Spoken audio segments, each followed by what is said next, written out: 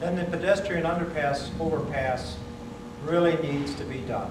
That is a key component to bringing the downtown together, because right now we have a north side and a south side.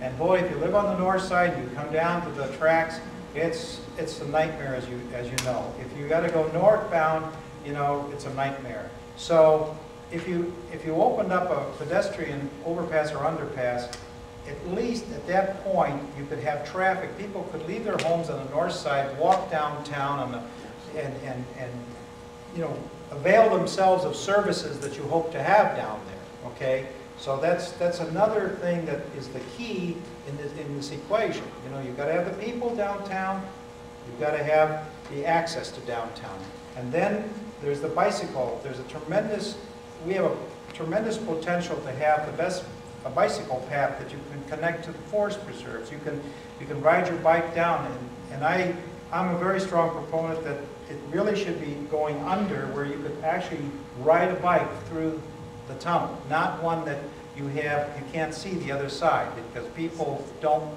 you know, it's scary, and you won't have anybody using it. But if they can see the other side, and they can ride their bike or walk their bike through, I think you really would have a good thing. Plus, we have our equipment now in the 911 center is upgraded. We had a $900,000 grant that just came through.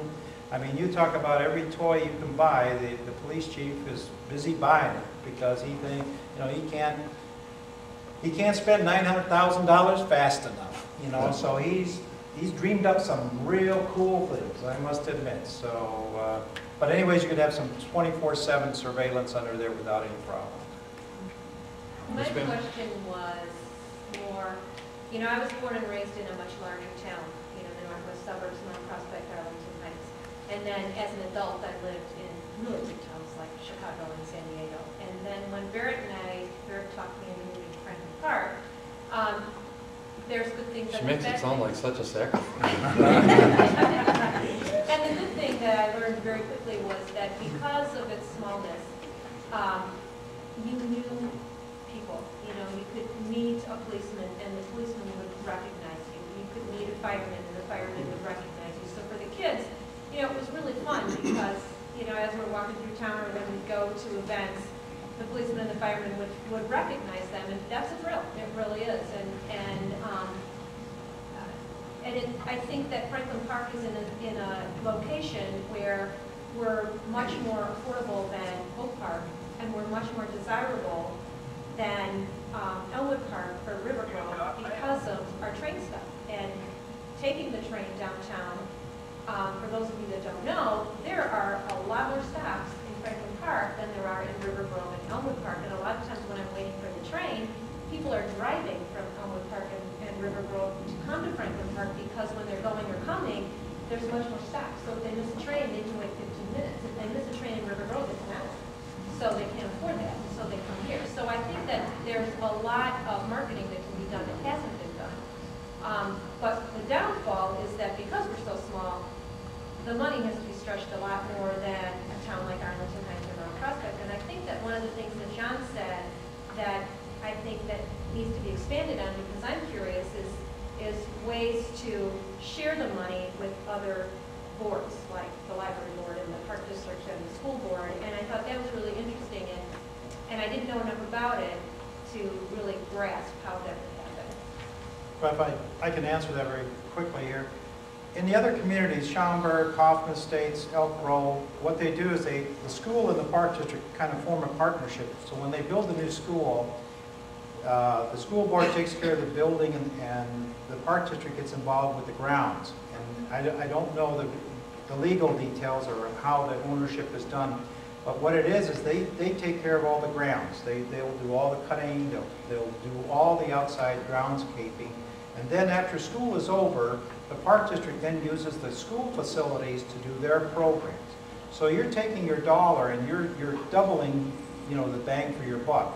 And that's one of the disturbing things that I'm not very happy with, is that you have the Leiden schools that purchased that wonderful piece of property there at Thompson Steel, which is a wonderful thing. $8 million of our money is going to be invested there, but not to talk to the park district and work out a plan where, okay, we're going to invest $8 million. Park district, what would you like, or what could we do as a combined facility here and really help the taxpayer, because we're taxing him to death. Our taxes are going crazy. What double bang can they get for their buck?